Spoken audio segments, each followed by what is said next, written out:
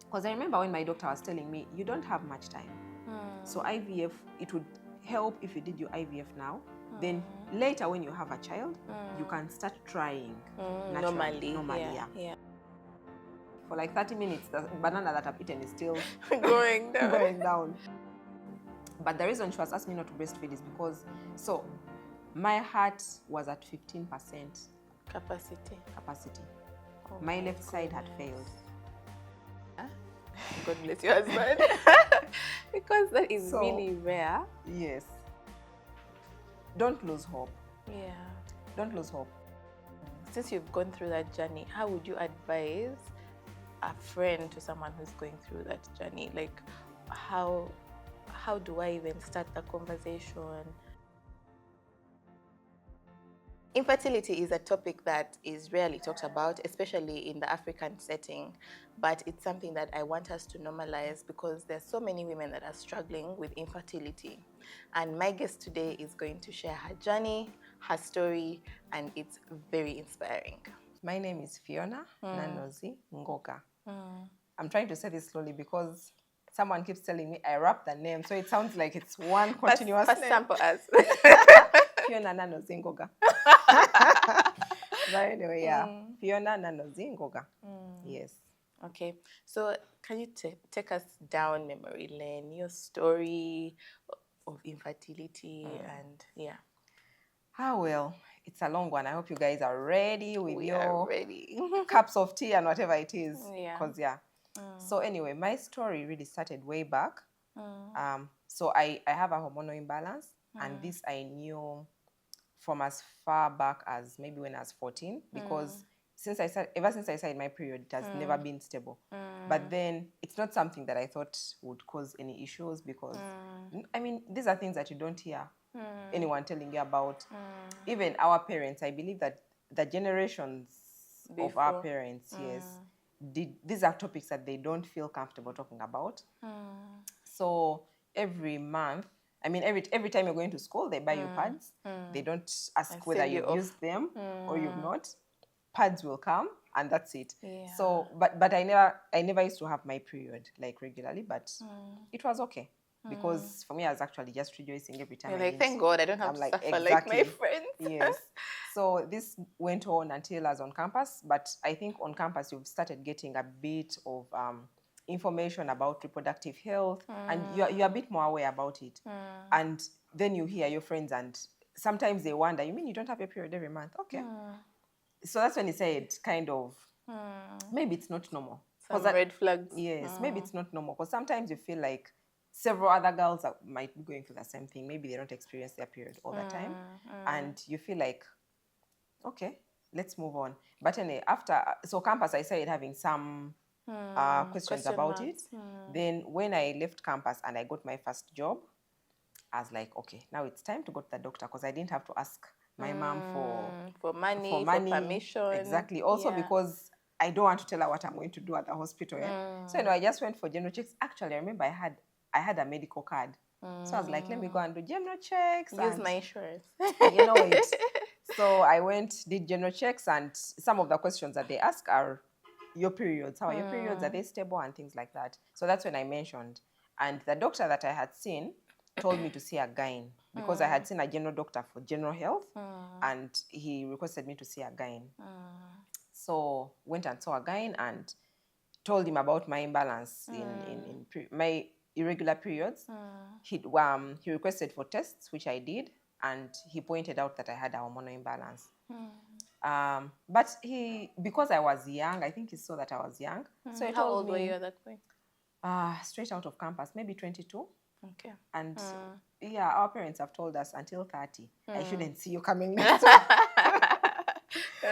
I shouldn't see you going next to a boy, or even just breathing their direction. So at that time, yes, I was just looking for a regular period. And the doctor recommended pills, the normal contraceptive pills. Yeah.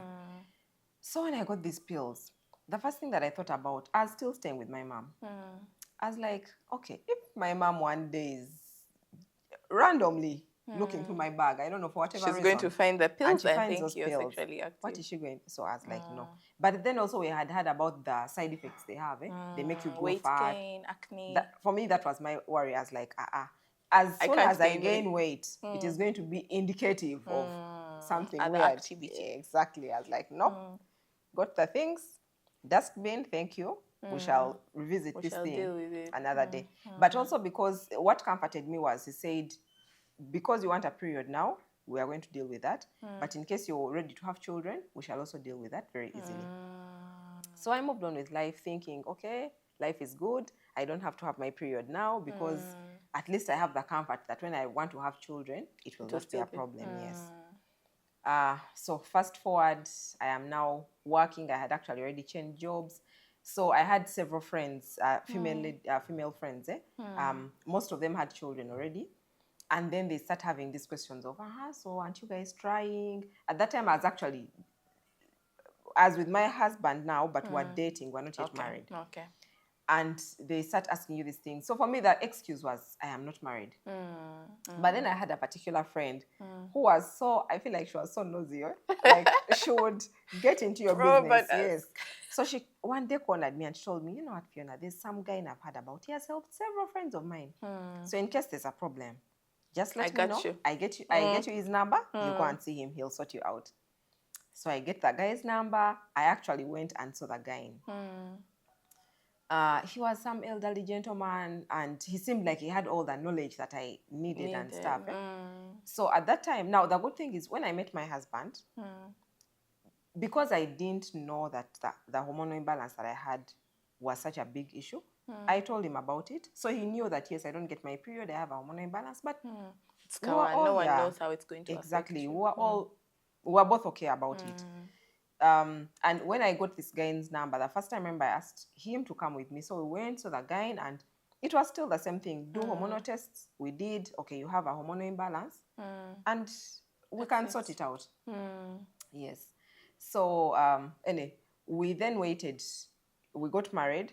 And as soon as we got married, we're like, okay, now we are ready to have try. Kids. So we go to the guy and he gives us, he gave me a tablet. So this tablet is very common in the female circles, yes, because some people take it because apparently it helps them have twins. Then most doctors recommend it because they say it brings the eggs closer. And anyway, at that point, I didn't even know what this bringing eggs closer is, and I'm sure most of us use it very loosely. You're going to take this medicine and it's going to bring your eggs closer. That's why some people actually get twins out of it. So anyway, took that up. At this point, you were still in your 20s? I was still in my 20s, yes. So maybe I was about 26, 27. Okay. 27, most probably, yeah. And, but even then, I was still not, I wasn't under pressure yet. Because we are still told that as long as you're below 30, you're still young. Yeah, you can still have your kids. Exactly. And as a young girl, I was like, you know what? No rush. So this will happen. Anyway, the guy gave us a tablet, which I took, and the conception happened. Now, there's a weird story around this tablet. The place where I was working at the time, I remember the guy had because this tablet is timed. So you take the tablet at a certain time of the month, and then I think after a few days, you're supposed to have intercourse because of their biological things. And I remember I had just taken this tablet, and my boss called me and my boss called me and told me, you need to travel to Nairobi tomorrow. There's a workshop. Like, no way, I'm on a timetable. I was in my head, I was like, you're joking, right? Because I am on a mission, really. So anyway, I remember that time, because the workshop was the next day, and I was supposed to return. Let me say, if it was like a Tuesday, I was supposed to return like on a Wednesday. Yet, this activity should have happened on Tuesday.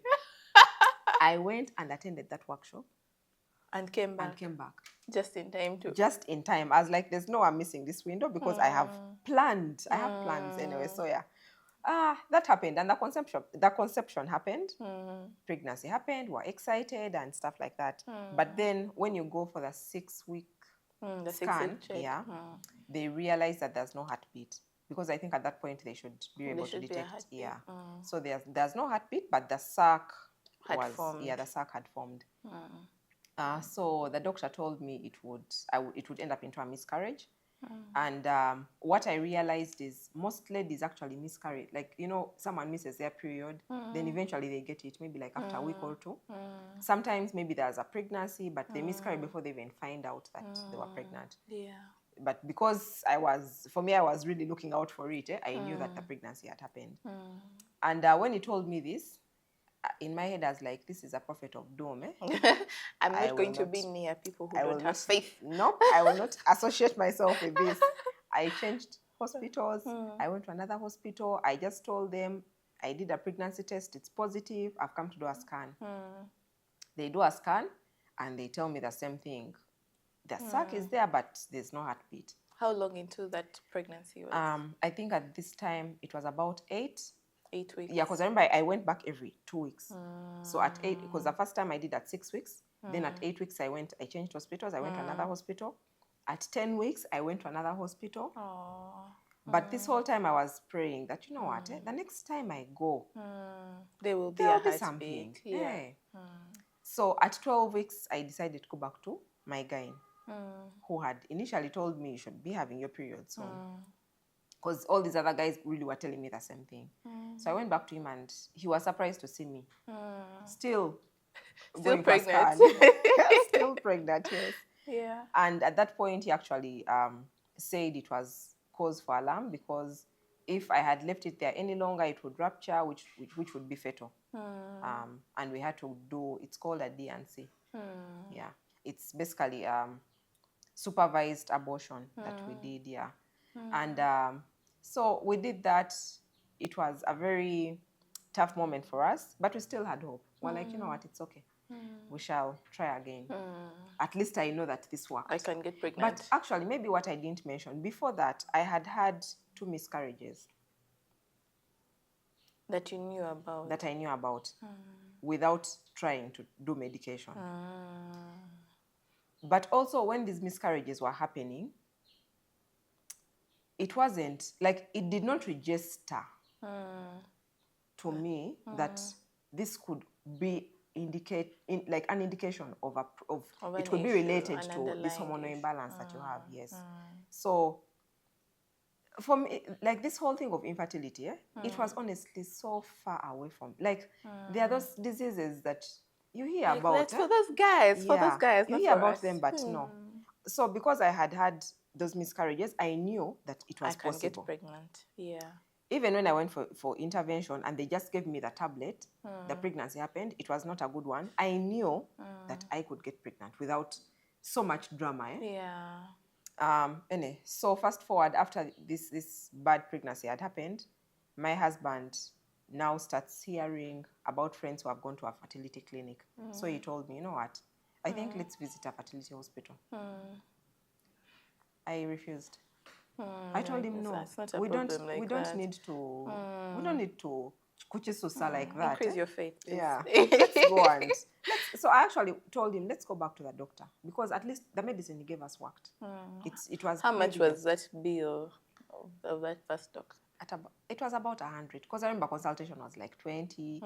Then, okay, maybe minus the tests, because I did the test from a different lab. Those that hormonal tests are a bit expensive, but they were at a different lab.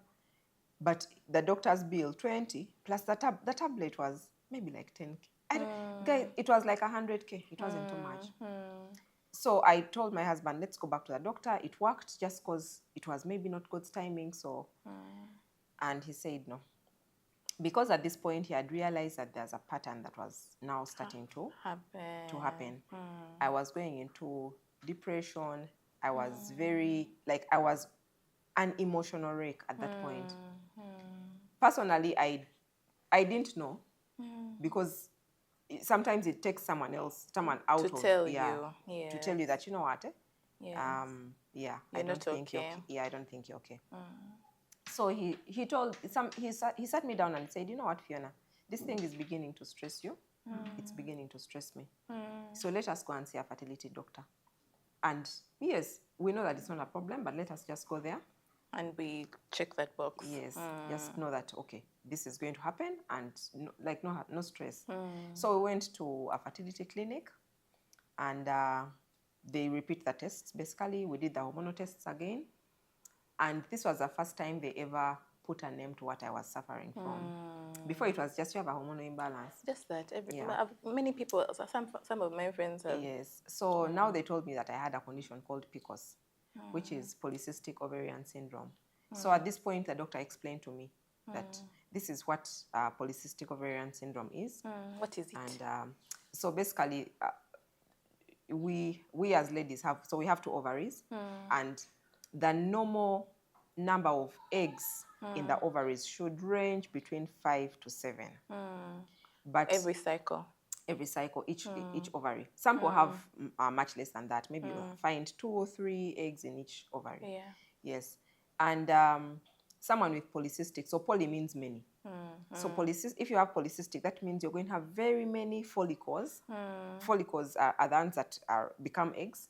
So you have very many follicles, but because there are very many, none of them is able to grow out into an egg. None of them matures. Yes, none of them matures into an egg.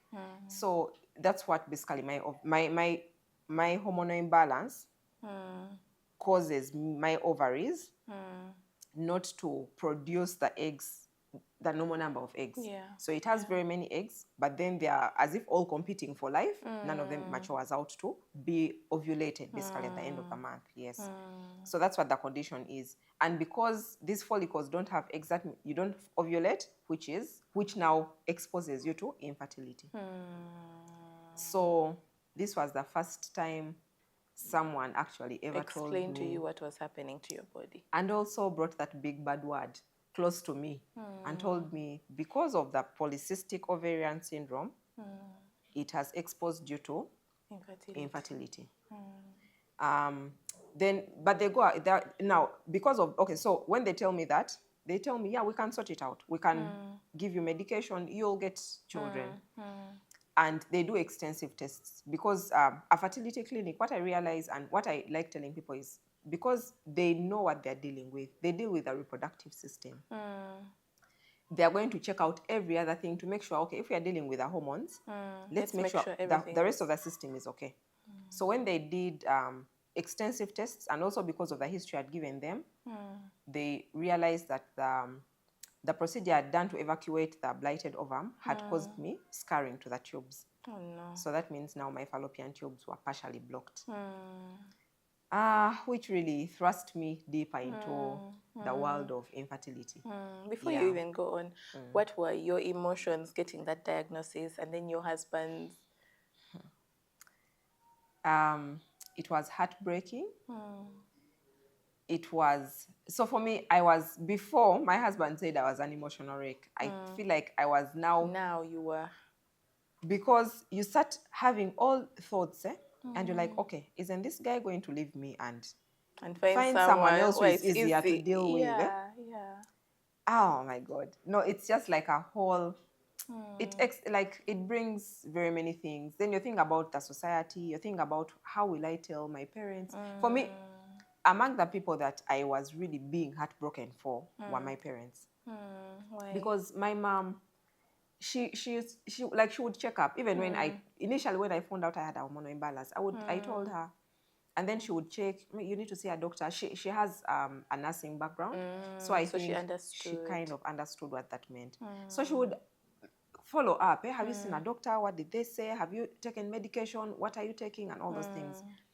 At some point, of course, it became irritating. I blocked her at some point. I just didn't want to deal with that energy. And she was coming from a good place. She's concerned. Trying to help. Yeah. So for me, my heart was breaking because, I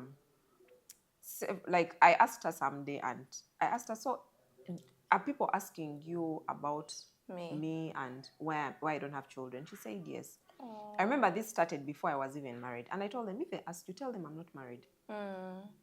So, because there are some aunties and friends of hers who would ask, but the girl has finished school, she has a good job, why isn't she having children? Because all the other friends' children are giving birth and stuff. So I told her, if they ask you, tell them my daughter is not married, so that's why she didn't have kids. So when the marriage happened, Now what? I don't know what excuse she had to give. Like So everyone is now watching your womb. yes. So I was concerned. My heart was breaking for her because as a parent, I wouldn't want my child to go through that. Yeah. You get it? I don't want to watch my child going through challenges like that. And you can't help. And you can't help. I think that's the biggest pain. Yes. So then it was breaking for my own self because I'm like, okay, is my marriage going to stand through this whole drama? And then, IVF is expensive. Yes. Then you're worried about how are my friends going to, I'm sure they're going to start asking what is going on. I mean, because society has told us when you get married, what other excuse do you have? Please. Those children, we are waiting for them. Yeah. Anyway, so the doctor told us because of the PCOS and how complicated it is and the tubes now being blocked, the easiest option out of this was through IVF. I first told my husband, no, this is too expensive. We can't deal with this. I insisted, let us first go back to the other doctor. He helped us. Maybe. Just 100K. Yes. We can try again. And at this point, guys, my workplace was suffering. Because you were emotionally I was emotionally. I lost friends along the way because there's just some things that I didn't want to deal with. But also, you're really not in a good emotional place. Yeah. So any small thing, maybe I'm even the problem. Yeah. Yeah. So it was a lot that was going on. The doctors recommended an operation called laparoscopy to try and unblock the tubes. But they also told us the chances of it working are 50-50. We don't have any guarantee that when you do this operation, it's going to work. Yeah. So we decided that we would do laparoscopy, but also immediately go for IVF. Okay. Yes. So maybe break it down for a lay person. What's IVF? What does it entail? So IVF, the full name is what? In vitro fertilization. So in vitro means out of. They fertilize out of. Yes, out of the body. And what it entails is they get my eggs and my husband's sperm. So what the fallopian tubes basically is where fertilization happens. Exactly. This is where the sperm meets the egg, transports back to the uterus. So if the fallopian tubes are not working, then conception is going to be hard. So what IVF does is it eliminates the process of the work of the fallopian tubes. So they removes the risk of failure. Yes, so they do it outside the body. So they get my eggs, they get my husband's sperm, and they do it out. They fertilize them outside the body. Then once the embryos are formed, they then implant the embryos back into my uterus. Yes, but there's also no guarantee. So initially we paid for the IVF. They told us, okay, it's about. We're like, okay, but in our mind or in my mind, I was sure that if I have paid 20-something million shillings, it's going to work. I am leaving this hospital with a baby. Yeah. So they transferred us to the IVF section, and then there were chats of statistics of success stories. Yeah, their success rates. I remember calling my husband, telling him, "Have you seen these things?" First of all, they grade them according to ages and what. And my doctor. At this point, you were still in your 20s. At this point, I was 29. Okay. I think almost crossing over to 30. Because I remember when my doctor was telling me, you don't have much time. So IVF, it would help if you did your IVF now. Then later when you have a child, you can start trying normally. Yeah. And I told him, but what do you mean? I am just making 30. He told me, you are at the peak. So in your 30s, your chances start going down. Yes. And that's when we started actually panicking. We're like, okay, we need to do IVF now and stuff like that. So we did IVF, and just the journey, I was not ready. No one told me that this is what you're going to expect. This is what it's going to be like. Anyway, we had paid our money. Even after finding out now the success rates are like 30 or 20%. You're just praying. Started the journey, and the journey is it's really hormonal therapy. So you are on injections every day. I remember I used to take my injections every day at midday. You'd have to do it yourself, or you'd go in? No, I had to go to the hospital. And I think sometimes they want you to go to the hospital because they don't want to... Any chances of... Yes, they don't want to give it because you might forget when you're at home. Yeah. Then you skip the time. Or even the injections are given at a certain, like, they do it, yes, on your stomach. Initially, when they were saying the injection, I was like, no, can't we do the bump? Can't we do any other part? Not how? Yeah, how do I inject And they my said, stomach? no, like the stomach is closer to the reproductive system. That's where they want to focus the medication, yeah. So I had to do the injections every day at midday. So that means I had to leave office. For how long? It was for about 3 weeks. I had to leave office every day. At midday? At midday. So how to explain to my boss that I have to go somewhere at midday every day? I didn't know. No, you can't start disclosing. There's something. A particular lady. Now, for me, I think my workplace was a bit more flexible because of the kind of work that I was doing. I'm in procurement. So I had... You can do your work, yes, and then... a lot of days when I was going out to source for things. So it was kind of easier for me to use that excuse. I'm going to the field to do these things, yeah. There's a particular lady I remember who was on the same cycle that I was. After just the first day of her injections, she said, I don't know if I'm going to be able to come back here. Because she actually needed a letter from the doctors to take to her employer that she has to be coming every day. Yes. So that's when I started realizing, okay, there are deeper challenges to this thing than we thought or we anticipated.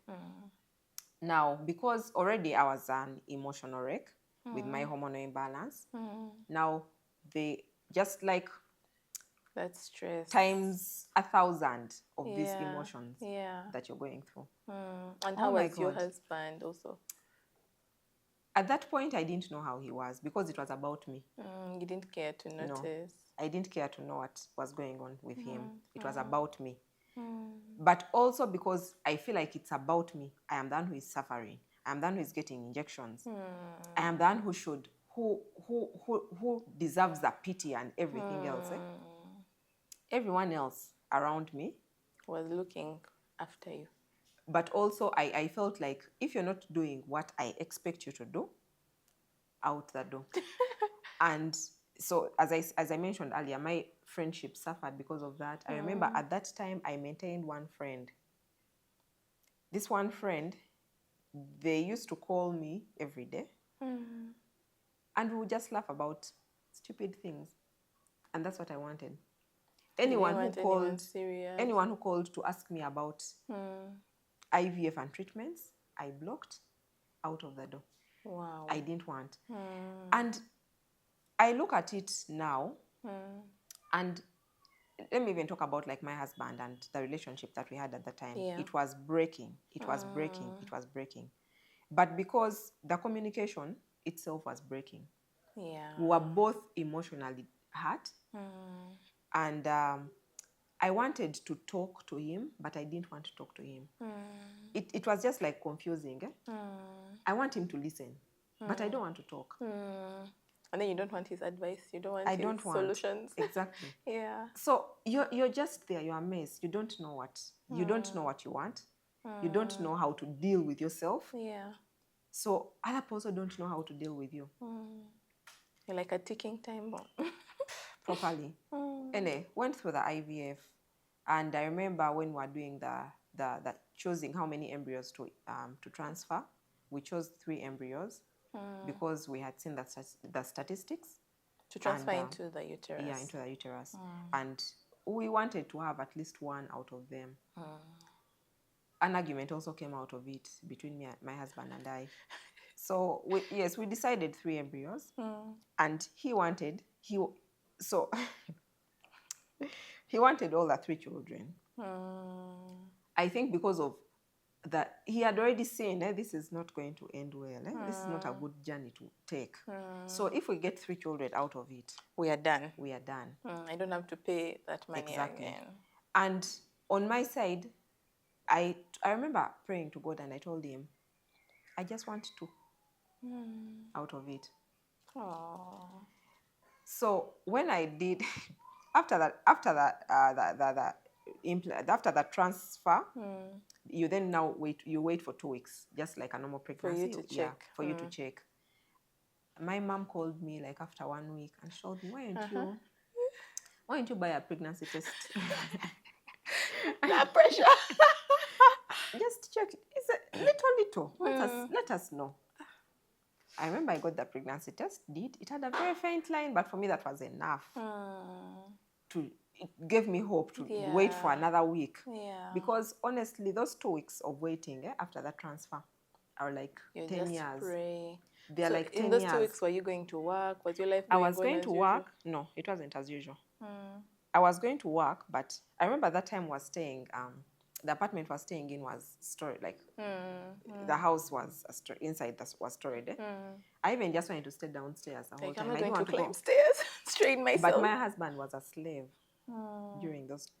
after the transfer, because everything he had, tea, I didn't want to mix tea. I didn't want to do. We have to protect this. We have to I did not want to do anything. So it was. But anyway, oh my God, no, it's a journey that you don't want anyone to go through it. So during those 2 weeks, you're waiting. After 1 week, my mom calls, let's do the test. I did the test, gave us a faint line, and hope that, okay, there's something, at least that is working.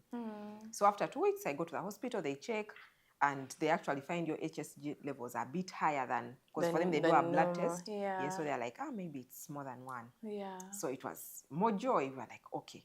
So I remember telling my husband, no, actually, that was before I told him that I had prayed for 2. So at 6 weeks, you go for the scan, and then they realize there are 2 heartbeats. Wow. For me, I was joy over the moon. I remember I went and I told him, oh my God, this is what I prayed for. He was like, what? You should have prayed for 3. He told me we are clearly on different wavelengths. We are having different prayers at this point. I remember we actually thought about that. Like, he was so disappointed that we were not on the same page. So it was like, this whole time, we're actually doing this thing, but we are in walking towards different directions. Because we chose 3, because we knew that is what we wanted. 3. For me, I had been secretly praying for 2. And God had your prayer. God had my prayers. The pregnancy started. Now the pregnancy journey started. So at this point, you're also like walking on eggshells, because you know this is a very delicate pregnancy and all those things. Then at 4, I remember I used to go for. So the hospital gives you a plan. So you start your antenatal. They give you a plan. You're going to do scans this very often and stuff like that. And for me, I felt like this number of times we need to do more scans. I need to do more scans. There's a time my husband, he was doing some work with TMR at the time, some consulting work. He had gone there to do his work. I was like, let me do a scan. Like, let me escort you. So I did a scan, and yes, actually, the nurse who did that scan said something so insensitive. I just cried. So as she's doing the scan, she's like, wow, you have twins. You're so lucky. You're not like these guys who go and do IVF so that they get. I was like, Are you joking? I swallowed my whatever I was feeling. So she goes on and on. People do IVF because they want to have twins like those celebrities and what. You're lucky you have twins, like your twins naturally and what. Goes to show we need to be slow to speak, because you don't know people's journeys. You do not know. Just because I have come to a normal hospital doesn't mean that, exactly. You don't know where I'm coming from. Yeah. I remember walking out of that place. I told my husband about it. It's like, it's okay. It's okay. Yeah. But then so there's a good thing that came out of that scan. After we had left, the nurse, from their report, they realized that the cervix was not closed properly. So I remember the lady calling me back, and she's like, I think you need to go and do another. Let's do another scan, because from what the doctor has seen, your cervix is opening. Immediately called my How guy. many weeks pregnant were I you? was now about 4 months. 4 months. Yes, I was now about 4 months. But please note, my first few months were hell. You were sick. Oof, I was sick. It was so bad. But then I was like, you know what, it's okay. I prayed I for will this. endure. I will take it. Yeah. So I remember I called my guy immediately and I told him I did a scan somewhere and they're telling my cervix is opening. He told me, come. I go, we do, and he actually realizes it's opening. So your wanting to do scans was not in vain. It was not in vain. He actually, we even like joke about it now. It's like this girl, like wanting to overdo those things actually saved. Yes. So he put me on bed rest. He told me, okay, now you need to slow down. Were you working? Yes, I was working, and my usual self, I want to be doing things all the time. Yes. So he told me, okay, you need to slow down, slow your movements, maybe reduce on your workload and stuff like that. And at that point at the office, it was so busy. They were laying off people. Management was changing. It was basically, there's nowhere slowing down. I actually had to step up. So that was at 4 months. The doctor said, slow down, maybe get some rest. And I didn't take it seriously. I remember around that time, my husband and I actually, we had planned for a trip. Well, like before I become so heavy, let's go for a trip. Baby moon. Baby moon. Traveled. As soon as we came back, so it was just for a week. So we went, of course, you're moving around and what, window shopping, stuff. When we came back, went for a scan, the doctor told me immediately, if you need me to write a letter to your employers, I am going to write it. We need to do. No, actually, he told me we need to put a stitch immediately. To close the cervix. Yes, and then go on total bed rest. Now it was... No moving anywhere. No moving anywhere. He actually told me the bed rest you're going to be on is for sleeping. Don't sit, because the pressure on your cervix, it will not handle. Was this? No. After that, just after the stitch, it was normal bed, like just still relax, chill, don't do a lot and stuff. But I think after a month, went back to do a scan and they found the stitch wasn't holding well. So now that's... This is now like 6 months into the pregnancy. It was now like 5. It was still very early, because I remember I was on bed rest for 4 months. Wow. Yes. So it was, I think, like just after a month of the stitch that they realized, okay, this thing is not holding. You now need to sleep. So that's when he told me, you need to... I don't want you to go on bed rest. Then you sit in the couch. No. I want you to sleep. Wow. At this point, as I mentioned, they were laying off people at the office. I thought to myself, how am I going to stay at home? Because now we knew that the twins were coming. I knew that we needed this extra income. I went and told my boss, I wrote down a plan. I was like, let me give it a shot. I wrote down my plan, this I'm going to work, blah, blah, blah. And went and presented it. I told him, this is what I'm going through. Actually, now I had to open up. This is what I suffer from this. So I had to go through treatment to be able to actually get pregnant. Now the pregnancy is at risk. I have to protect it. I have to be on bed rest. And he said, it's okay. You will work from home. Wow. Just like that. The God of exemption. The God that... So I went on bed rest. I was at home the whole time, sleeping for 4 months. Did you get tired? Did you ever get tired? You don't even want to know what I was going through. I couldn't eat meanwhile. There are things that people go through during pregnancies. And I realized, respect what... As a patient or as a pregnant person, everyone experiences things so differently. I couldn't eat, literally, because as the pregnancy grew, I feel like my stomach was now smaller. Now, I don't think mine was even like small and normal size.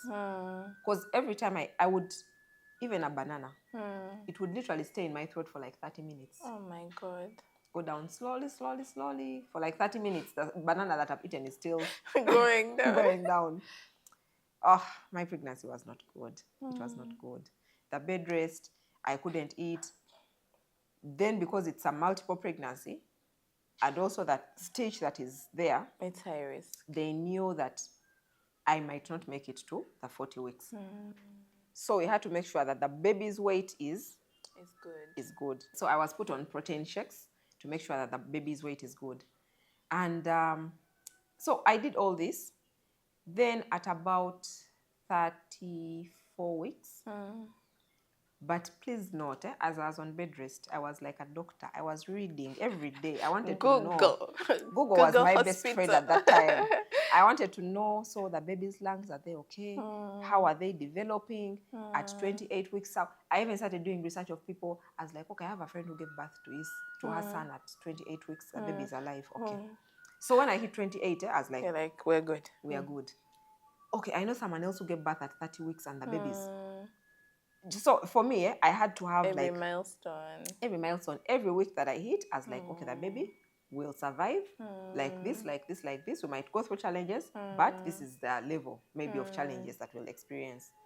So at 34 weeks, my breathing became labored. I was swelling. My legs were swollen and everything. Went to the hospital and they said, these are normal pregnancy symptoms. Every woman goes through them. But just after giving birth, you'll stabilize. You'll be okay. And I never used to sleep at night. Because every time I was supposed to be sleeping. But every time I lie down, the breathing was not good, yes. At 35 weeks, I went back with my husband. And he said, we are ready for whatever comes. But we need the children out. And the doctor, of course, counsels you. And they're like, your stomach is the best incubation for the babies. If we take them out now, they're going to be in incubators. They made us do research about hospitals with incubators. And I remember at the time, the cheapest, I think, was Babaga Hospital, which was giving us 500 per child per day. And you have two. And that's 1 million a day. A day. And you're not sure how long they're going to be in there. So when we went back at 35 weeks, we were ready. We were like, you know what, it's okay. Come what may, but me, I am not okay. I knew that I was not okay. So we made a date, and at exactly 36 weeks, so we gave it one more week, and at exactly 36 weeks, I had my babies delivered. But isn't that amazing that God allowed you to reach the end, like 36. Get to the point where you say, you know what, now let's get the babies out. Yes. Yeah. And so for me, that's when also the troubles with my real health now started, just after giving birth. So the second day after giving birth, actually the babies were okay. We didn't even need incubation. Wow. So the second day, I remember they were supposed to discharge us, I think, after 3 days. Second day of it, my breathing is still labored. My legs are getting more swollen and stuff like that. But remember, they told me as soon as after giving birth, you'll be okay. Yes. So when the doctor realized that, I think he sensed that something could be wrong. So they made me do some blood tests and also just their checks. They realized that I don't think her heart is okay. Wow. They recommended me they asked me to go and see a cardiologist. Wow. But not, I just had a C-section. I have to go to another hospital to see a cardiologist. So actually, initially they had offered an ambulance. So like, you know what, let's take her in an ambulance to see the cardiologist, then bring her back. For me, an ambulance kind of symbolizes death. Like you're so sick. I'm like, no, I am not this. I'm not on my deathbed, please. Told my husband, drive, we shall go. We drove to SAS Clinic. That's where the cardiologist was. And when she was doing these tests of the heart, first of all, my pressure was so high. And this is 3 days post-op? 2 days. 2 days post-operation? 2 days post, yes. My pressure was too high. They couldn't, so they had been giving me some medication to try and stabilize it. It had failed. So when I go to the cardiologist, as she's doing the heart scans, she starts telling me, how she was doing a PhD in this field. Many women die from these conditions because here in Uganda, switched off. That's what happened. That's where I stopped understanding how many women are dying from this condition, because it's not properly diagnosed here in Uganda and stuff like that, in our developing countries, basically. And I remember after she had done all those things, she gave me medication, heart medication, pressure medication, and we asked her, is this medicine safe for breastfeeding? She said it is.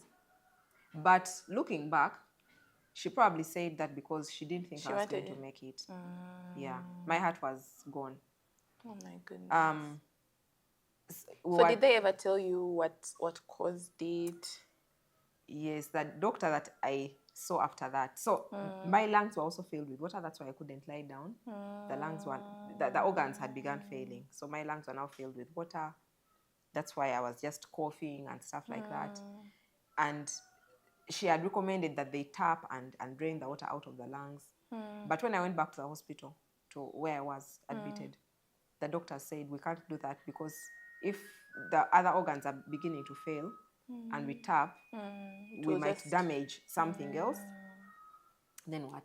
So my doctor recommended another. So the next day he came back. I'm sure he didn't sleep that day. He just went and did research. Which other doctor can I recommend her to see to get a second opinion? So recommended me to see another doctor the next day. And for me, I believe God saved my life through that doctor. The approach was so different. So I went and she was so encouraging. She told me, you're going to be fine. She asked me, do you pray? And I told her yes. She told me, so I want you to pray because you're going to be healed. Amen. But she told me, I want you to do me a favor. You will not breastfeed your children. And then I cried. Yeah, the babies you have struggled. The babies I have struggled. You want like that God, the bond and what? She told me, you know what, your babies are going to be fine. And she told me, for me, you're my patient. The babies are the other side where you give birth. I have to take care of my patient. I have to take care of my patient. The babies are going to be fine. Your mom is there. Your sister is there. The doctors, they will take care of those children. They'll be fine. You, if anything happens to you, what happens to the children? They have no mom. It's better you don't breastfeed, but you stay alive. But the reason she was asking me not to breastfeed is because, so my heart was at 15% capacity. Oh my left side had failed. It's basically it's a condition called postpartum cardiomyopathy. Yeah. So it's not a very common. I think it's like 1 in 10,000, or it's not a very common condition that people go through. But I happen to be one of those few people that went through it. I think also the multiple pregnancy increased my risk of experiencing it. It put a strain on your heart? It put a strain on the heart. So my left side had failed to function anymore. But this lady really put in her best. Like, she really did her best. Put me on very heavy medication, heart medications, pressure medication. Were you admitted at this point? No, because now I had to stay at the hospital. But I stayed at the hospital where I was admitted for 2 weeks. Not because of the children, but because of me. Your heart. Yeah. So the reason the cardiologist didn't admit me at her hospital is because she said, I want you to spend some time with the kids. So so she asked those guys to admit me, and they only released me on her orders. Yeah. So after 2 weeks, I was discharged from the hospital and went home. I was on medication for a year after giving birth. Wow. So there was absolutely no way you were going to breastfeed. No way. Yes. And, during this time, during even this 1 year, so let me say like the first few weeks, you're hoping that, okay, maybe after a month I'll have stabilized a bit. Maybe they can first pause the medicine and try and breastfeed. After a month, you realize you're still very sick. You push it to like 3 months. And I actually used to Google, can I still breastfeed after 3 months? What, like, you get it? Because I was like, if I maybe continue, if I pump, at least the supply will still be there. But I had to cancel myself and be like, you know what? This is never going to happen. Yeah. So it's okay. Like, just allow that part. But because I was also sick, I did not bond with my children for the first 3 months. Wow. I couldn't carry them. I was not actually in the same room with them. So my sister had to come and move in with us. My sister took care of my kids. Wow. So one of them right now knows your sister's mommy. No, she knows I am mommy. I mean, he knows that I'm mommy right now because he's grown. But his bond with my sister is like so strong. So strong. That's so precious. Yes. I want to ask, through all these, you have been through a draining IVF journey, financially, emotionally. How is the state of your marriage? How is your husband?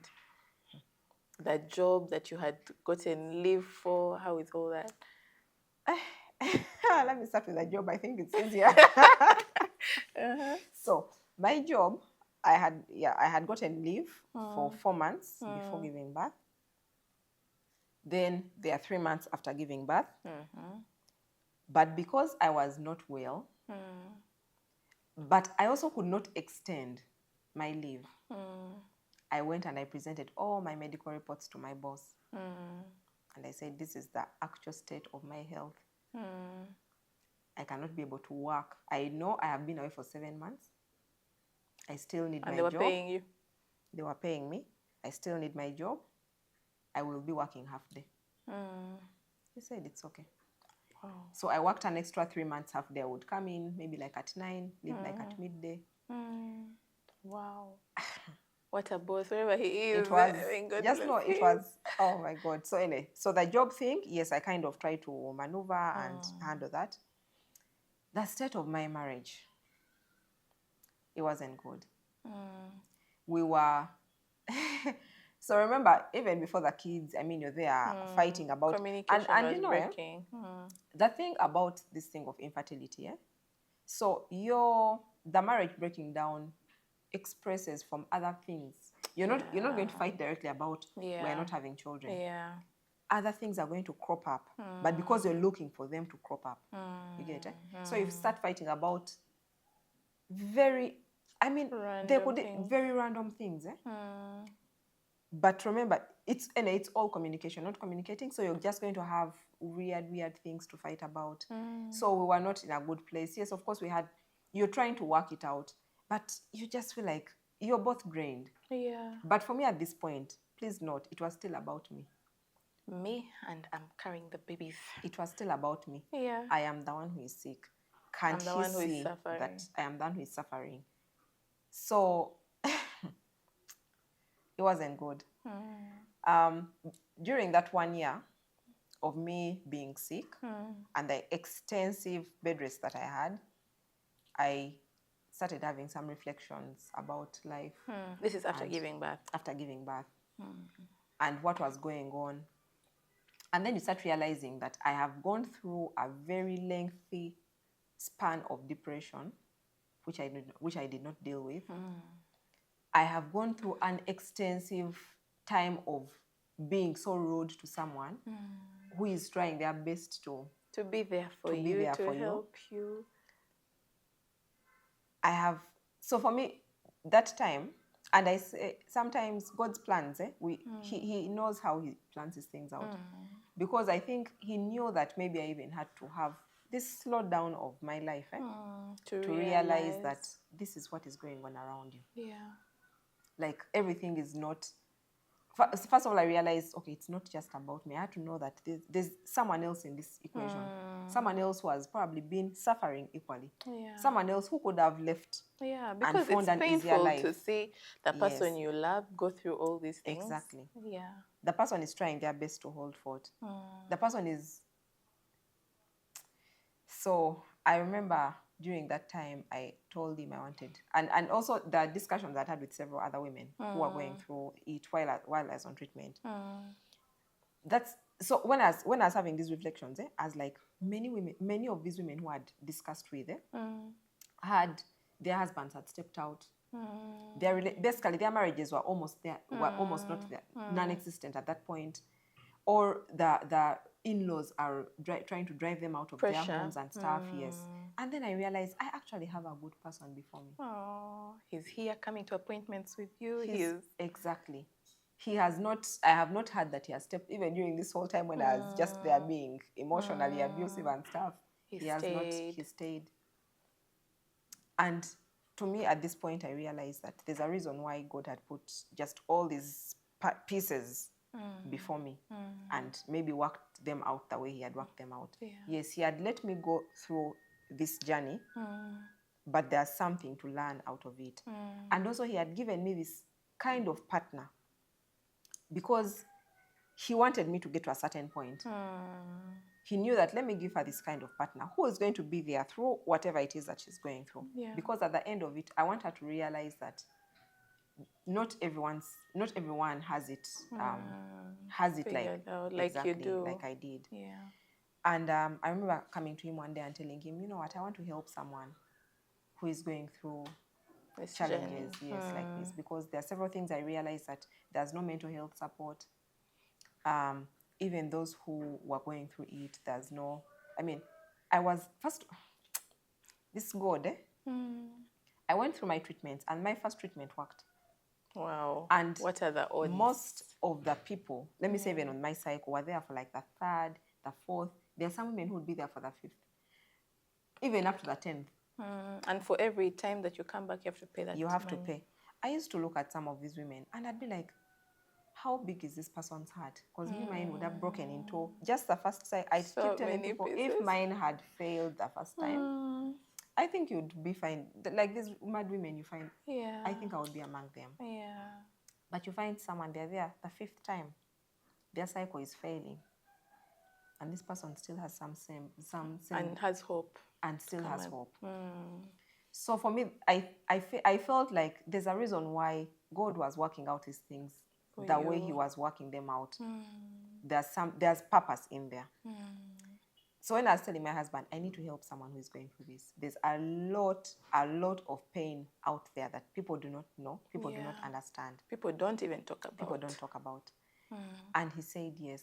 But I told him, so I asked him, do you know what the implications of that are? That means I'm going to share our story with the world. Are you okay with that? Are you okay with that? And he said it's okay. Wow. Whatever you want to do, I'll support you. Wow. Fiona, God bless your husband. Because that is really rare. Yes. So that's really how the journey started. At first I wondered, okay, where do I start from? I want to help. I need to start with one woman. How do I even help her? Okay, even if I say I'm going to try and save money, pay for her treatment, then what? So I remember he even told me, I think maybe you should go to the hospital and volunteer. Maybe like when they have medical camps, you can go and share your story, just encourage someone and stuff like that. So for me, that was the first step.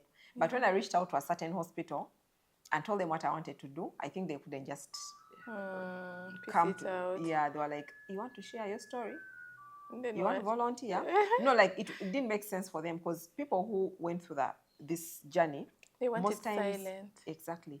And in most cases, people, let me say, like you go to a fertility clinic, as soon as you have a positive pregnancy test, quickly switch hospitals. Don't associate Never to associate with nothing. So yeah, here is someone who is coming back to volunteer their story, to even say, I want to help in such a way and stuff like that. I think we need to do more of that, so that when someone is going through a similar journey, they don't feel like they're alone. Because I feel like many women feel like, oh my goodness, what did I ever do to God to give me this thing? Yet you're not the first, and you're definitely not the last. Exactly. Like it's so heavy. And I realized at some point also my relationship with God had gone. Because I just didn't understand why I was going through all these things. Why? But then, yes, as I said, sometimes with reflection, he brings back those memories. He brings back something to you, and you're like, okay, God is in it. If I did my first trial and it passed and it worked, God is. If I prayed that I wanted to have twins, and that's what he gave me. Because if I had had triplets, would I be alive today? Probably the strain on your heart would have been more. Exactly. The cervix. Exactly. Yeah. I wouldn't. So God knew that this person, they'll suffer, but this is as much as they can handle. This is the cross they'll be able to handle. I'll give them a double. So even now, my husband, like I remember we laughed about it at some point, and I was like, imagine you wanted triplets. You'd have your kids, and you have no wife. You don't have a wife, yeah. But yeah, so those are all the memories that just kept coming back at the point, even when I was losing my relationship with God. He kept reminding me about how he had worked things out for me. Perfectly for your good. Yes. So I decided to start an organization. I was like, you know what? Let me just dive in. My husband is there. He's supportive. He's like, you know what? Let's do this. I wondered, okay, an organization, how do I start? How do people start organizations? The money that I need to put in. But also, I thank God that, one, I kept my job. Wow. So for me, even up to this day, my job finances the foundation. Wow. So we went through all the processes, and it's been, and I cannot say it's been an easy journey. It's very tough. But when I look back, I'm like, God is making this journey very easy. Yeah. It is worth it. Yeah. And also just sharing my story, because I've shared my story a bit before. I've shared the story a bit before. And just the overwhelming response from the ladies, and they're just like, thank you for sharing your story. It's given me hope. For me, those are things that just kept me going. I was like, you know what? Okay, someone has listened to it, and they've related. They know someone else has gone through it. They're not the only ones. Yeah. So with the organization, we are trying to create awareness about infertility because people don't talk about understand it. the depth, the impact it has on one's quality of life. And when I talk about quality of life, it's from all aspects. It's going to be from the financial, social, mental, like economic, everything. It affects you in every kind of way.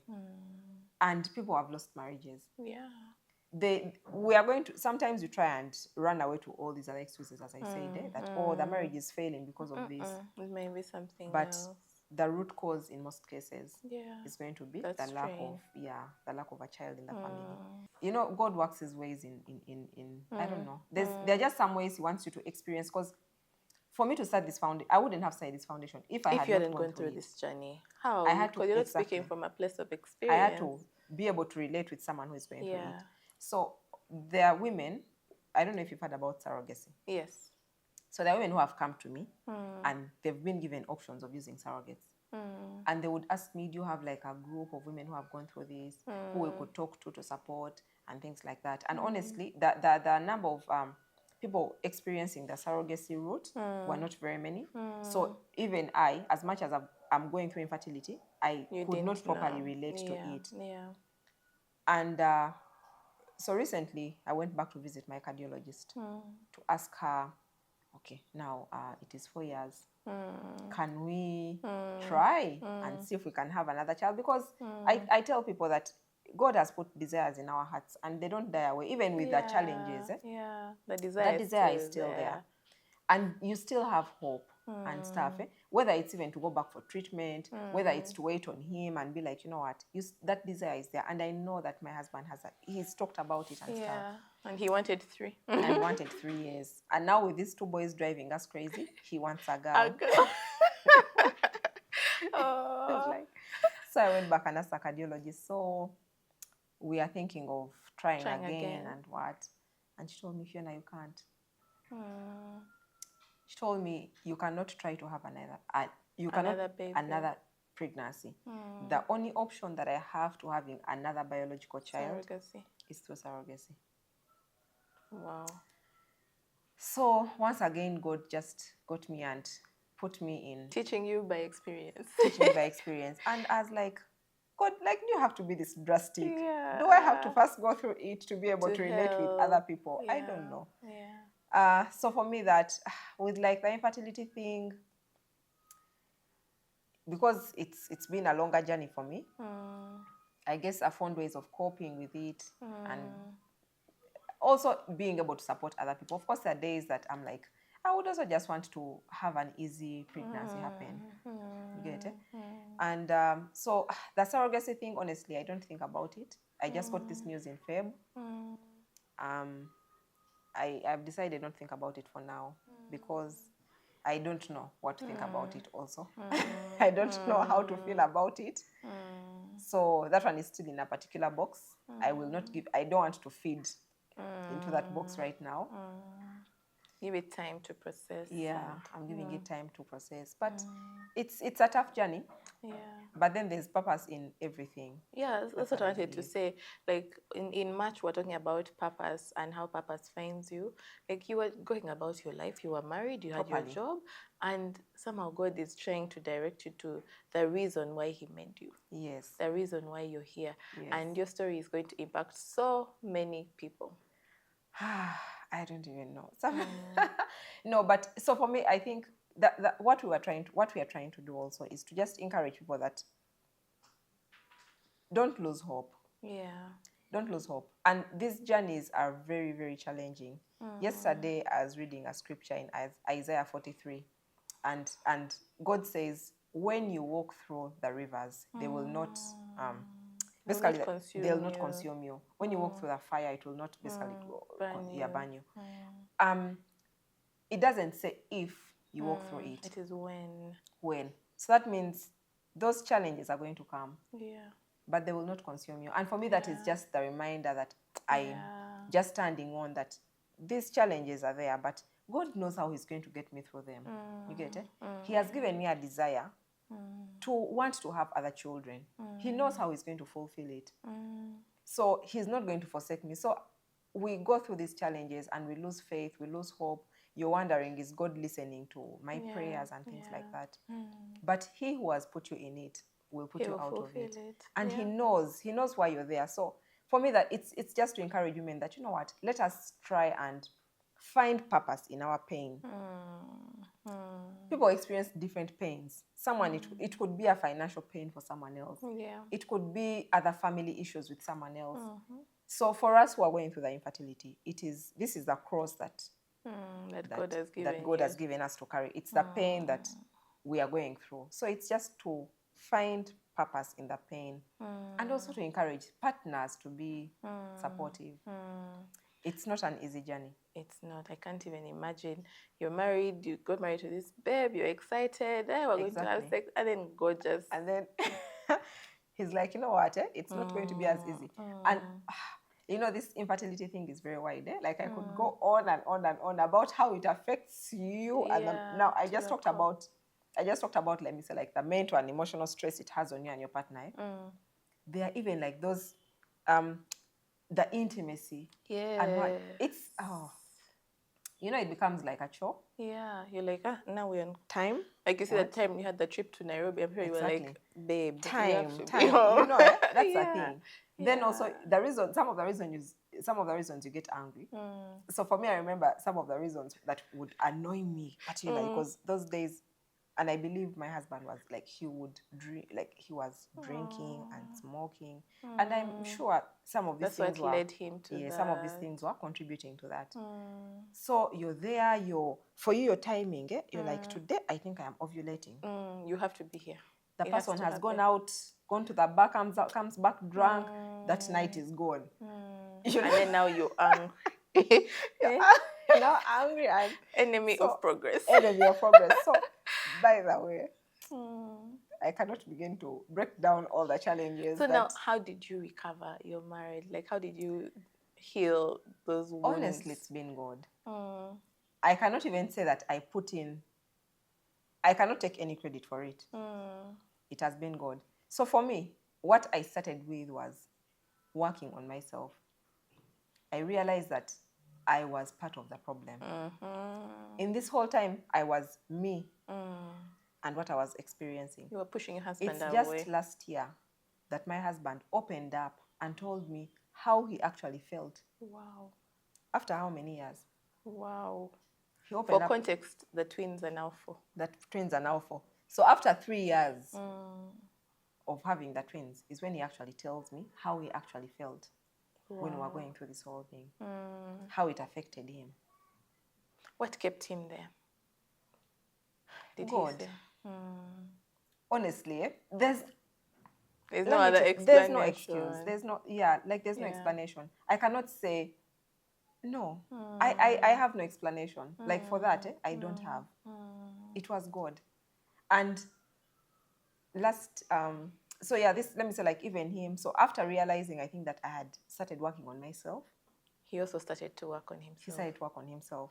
Wow. So I can happily say that after all the years of drinking and smoking, 31st of December was the last time my husband tested alcohol and cigarettes. Won't God do it? So what I say, for me, my relationship, and it's been progressive. So it's not like we woke up one day and said, okay, today we are going to start working on it. Today we are going to start communicating and doing this. It was progressive. But for me, I decided I am going to work on me. I'm going to work on being a better person. And pray for him. And pray for him.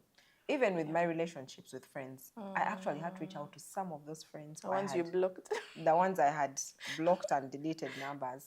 Reached out to some of them, and I sometimes apology is a difficult thing.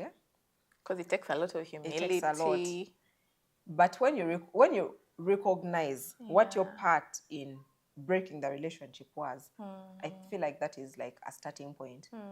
So for me, it was just to recognize that, you know what, this is what I did to contribute to this. Yes. And just to apologize. Because I also don't want to give excuses that, I was going through a lot. People go through things. And they don't break down their relationships. Yes. And that's what I like telling people. Like, some of the ladies in our support group, I tell them we need to work on ourselves, because there are many other people out, like, it's not just about us. Everyone else around you suffers. They have challenges. Yes, but everyone else around you suffers on your behalf. So whether it's friends, I'm sure they won't feel some kind of pain for you. They may not even know how to express it, but we should extend some kind of grace. Because you see, people on this journey, we get offended very easily. Just one small comment. One small now you've thing, gained weight, you don't know what I have been know. through. Yeah. So we get offended easily. But for me, I realized while I was doing my treatment, I met a lady, a friend, an old friend, who told me, Kongs, because I looked pregnant. That medicine had made me bloat and stuff. At that time, that person was dead to me. You're like, no more in my life. But then I realized it's ignorance. Yeah. The person doesn't know what you're going through. They also don't know how to even process it. How to process it. They don't know how to express whatever it is, to extend help or to extend themselves. To ask if you need help. They don't. It's really, there are tricky grounds. There are tricky grounds. Speaking of friends, since you've gone through that journey, how would you advise a friend to someone who's going through that journey? Like, how do I even start the conversation? Do I even start the conversation? I think, one, you have to know where you lie with this friendship. If it's a close friend, because with a close friend, you kind of know this person and how they react to certain things or not react to certain things. I feel like if it's a close friend, actually, it's okay for you to ask. But you may not even ask directly of, oh, are you going through this and this? But you can just say, in case you need to talk, I'm here for you. Or I'm willing to support in whatever way. I may not know what to say, but I'm willing to support in whatever way. You get it? And if it's not a close friend, sometimes it's easier to avoid some conversations. Yeah. And because I realized that people usually, out of maybe nothing, you have nothing really much to say, you're going to ask questions about when are you going to have kids? Oh, but you're just looking for jazz. You're looking for jazz. Let's try to avoid that small talk, because sometimes it leads to offend. Yes, it leads to offense.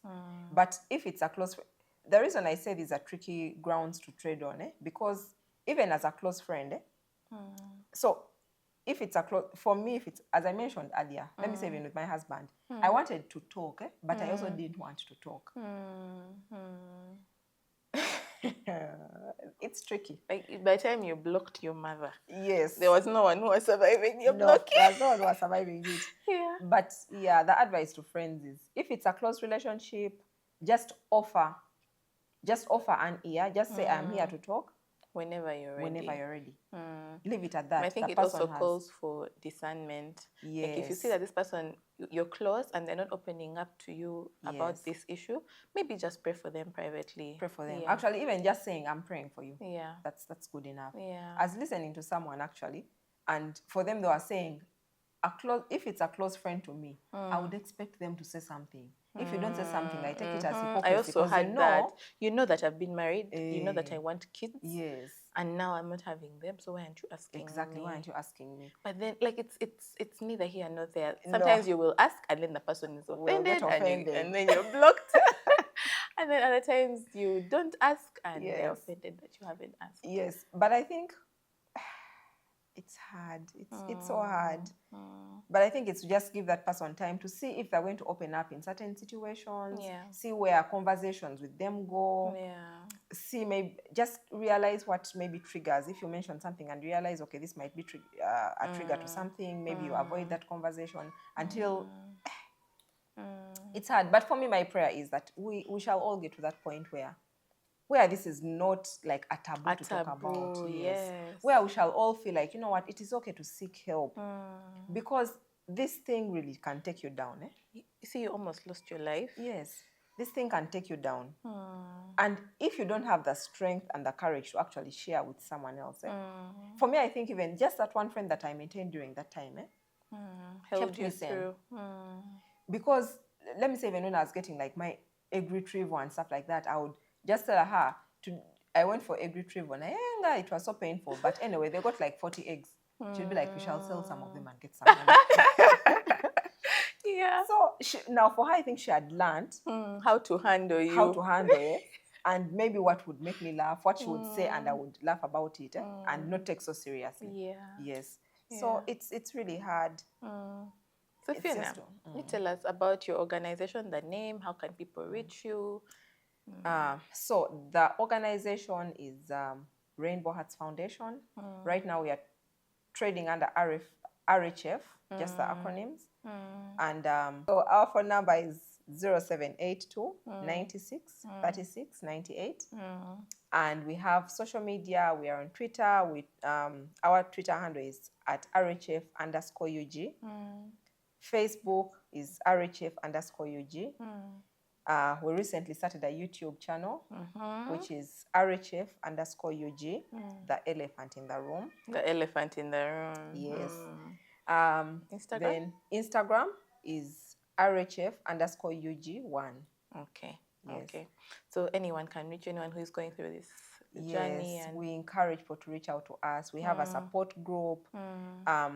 And this support group really is of women who are all going through this journey in different ways. We are all suffering from infertility.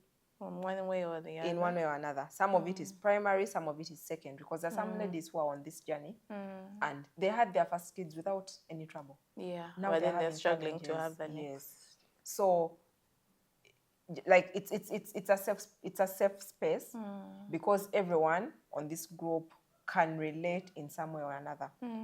They can empathize with your story and just give a word of encouragement. And they share stories. It's actually fun. Sometimes they share tricks on how to get pregnant. Tell you, sleep like this. Yes, those things. Recently, I learned about egg white. Eating egg white? No, using egg white as... Wow. It just goes to show that people go through so much. People go through so much, yeah. So, I mean, these ladies... So, what I've done is I've just created that space where they are free to even just share. I mean, some of it is like... recently we met and the ladies were telling their stories. They were actually sad stories, but because... You can relate. We can relate. We were able to laugh about it. So someone shared their stories and we laugh because we're like, your problems are too much. Like your husband, we can't deal. You get it? But imagine if this was happening if in like a normal setting. Yeah. If someone else laughs about it, like you're offended. You take offense. Yeah. But because these are women who have their own struggles also. Yeah. You share and there's a light moment, you laugh about it. And I like sharing about my struggles because I want people to open up. It's not good to die with your struggles. Yes. No one can live alone. And that's why I love that you have created that community. And I pray that we can even have more and more of that. Yes, and we're actually having a fertility walk. It's actually going to be after the show airs. No, it's okay. Yeah, the fertility walk is going to be on the 29th of April. Yes, it's going to be the first ever fertility walk in our community. Because we've seen people walk for different things. People walk for cancer, they walk for fistula, they walk for all these other challenges. Yeah. But this is a topic that people are still ignoring.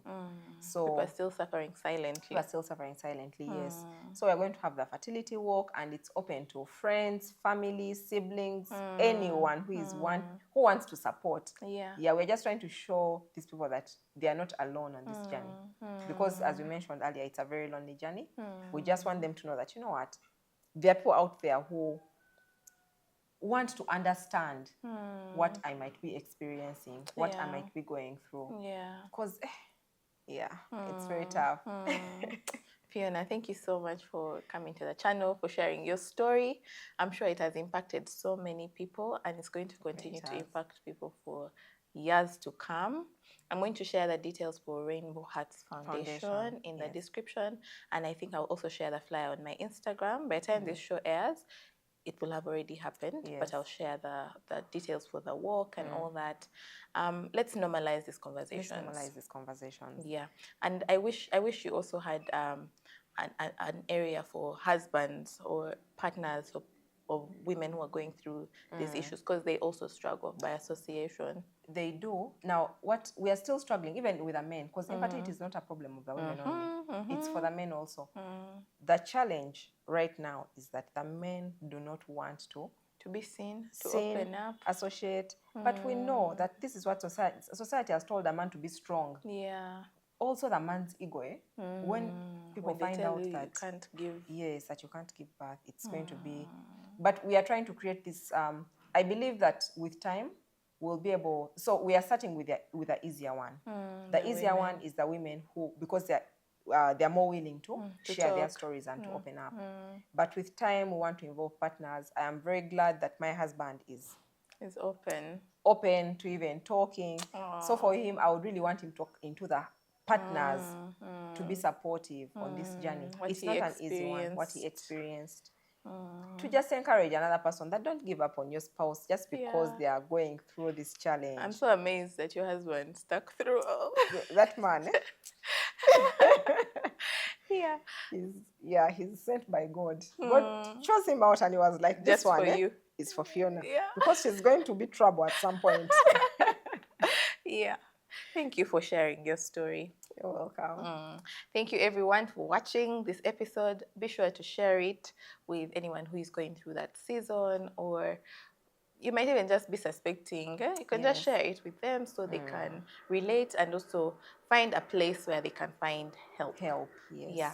And if you are new here, subscribe, stay, like, and turn on your notifications, and see you in the next one. Bye. Bye-bye.